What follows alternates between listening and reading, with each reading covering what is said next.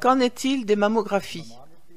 La mammographie est-elle susceptible de diagnostiquer un cancer du sein chez les femmes qui n'en sont pas atteintes? Nous disons toute la vérité sur cette question. Il y a eu une manipulation de la science et un phénomène très dangereux appelé surdiagnostic, qui a réellement touché des millions de femmes au cours des 30 dernières années, en particulier en ce qui concerne le cancer du sein. En effet, on a convaincu les femmes que si elles se soumettaient à un dépistage par mammographie au rayon X, même si elles ne présentaient aucun symptôme, cela les aidera à long terme.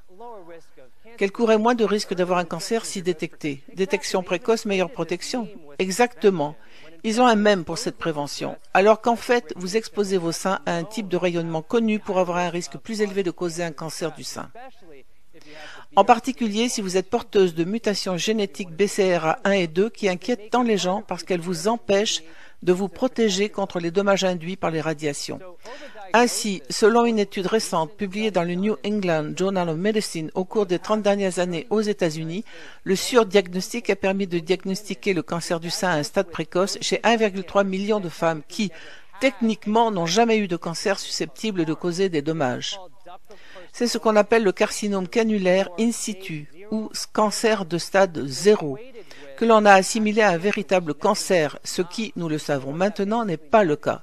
Cela signifiait donc que l'on procédait à une mastectomie ou à une tumérectomie standard avec irradiation et chimiothérapie des produits comme le tamoxifène, suivis par des thérapies hormonales suppressives comme l'aramidex.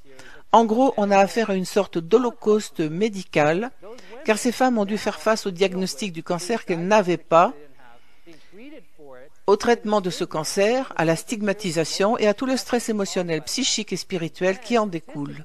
Et selon les statistiques, l'industrie leur a dit qu'elles avaient sauvé leur vie, alors qu'en fait c'est tout le contraire qui s'est produit.